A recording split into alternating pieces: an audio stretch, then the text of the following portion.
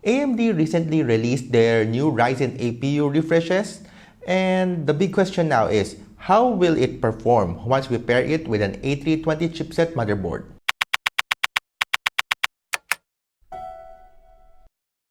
Hello everyone and welcome back again to Junkyard Summit. Today we will be looking at AMD's new Ryzen 3 APU, the 3200G. This is one of the two new APUs that AMD released, and this is a direct successor to the 2200G. Though this is still not on the Zen 2 microarchitecture, but rather on the Zen Plus, which is their 12 nanometer microarchitecture that is similar to their Ryzen 2000 CPUs. So let us talk more about the Ryzen 3 3200G.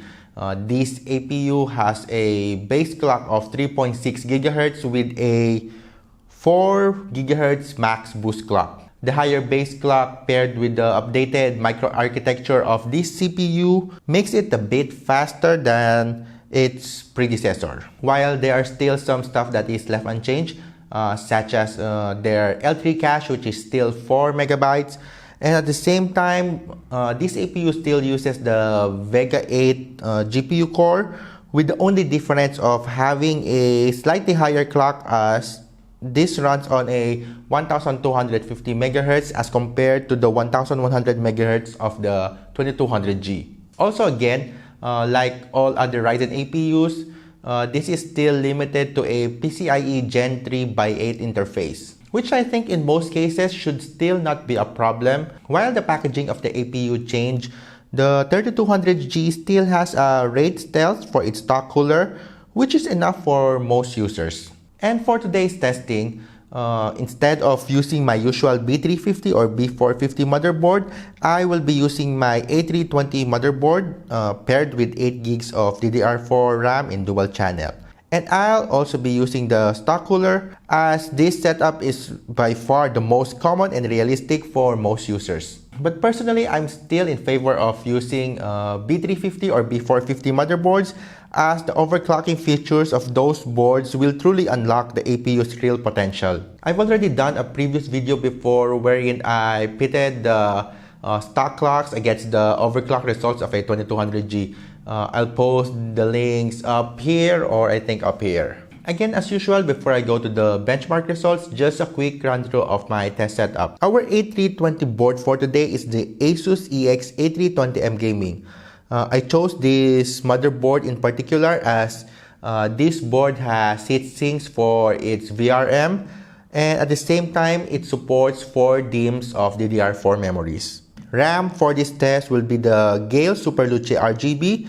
These are 4 GB sticks with an XMP profile of 2400 MHz on a CL16 timing, but I was able to push this memory to as high as 2800 MHz just by changing the memory voltage in the BIOS. Also, all benchmarks will be on Windows 10 1903 and at the same time Adrenaline 19.1.1 graphics driver. And with that, let us go to the benchmarks.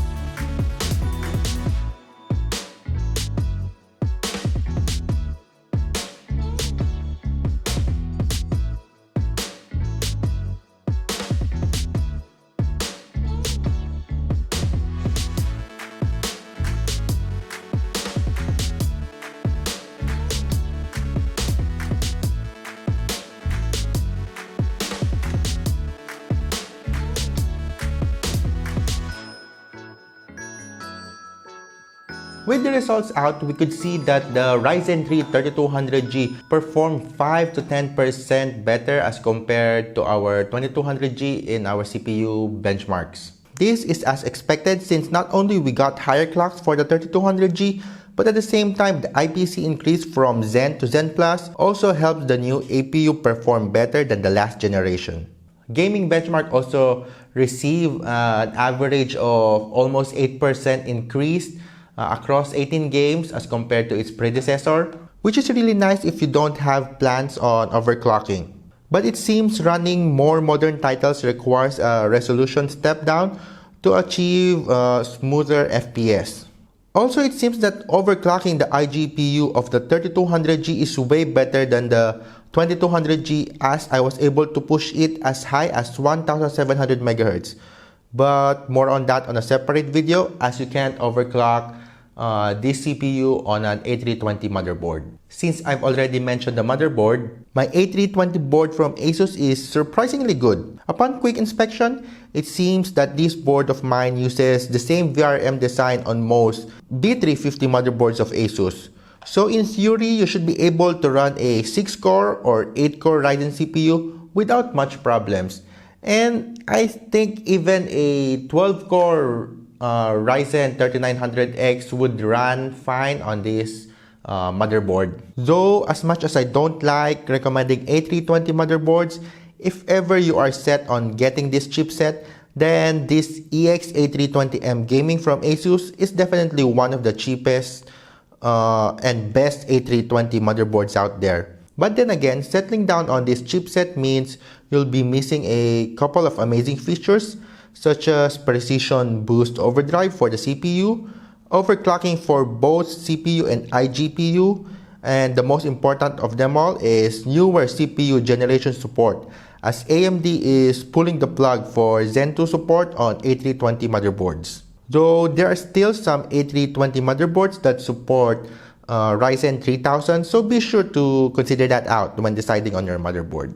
Like I said in my 2200G review back then, the Ryzen 3 APUs are still great budget CPUs, especially for those who are into mainstream esports titles such as Dota 2 and Fortnite.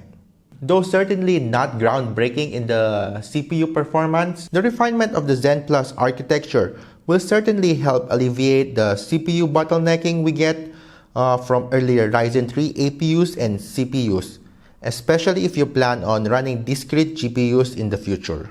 The iGPU part, on the other hand, still retains its Vega 8 die with a small boost in its clock speed, though I was really hoping for a Vega 11 on a Ryzen 3 package. And with all that, the big question now, does the Ryzen 3 3200G get my recommendation?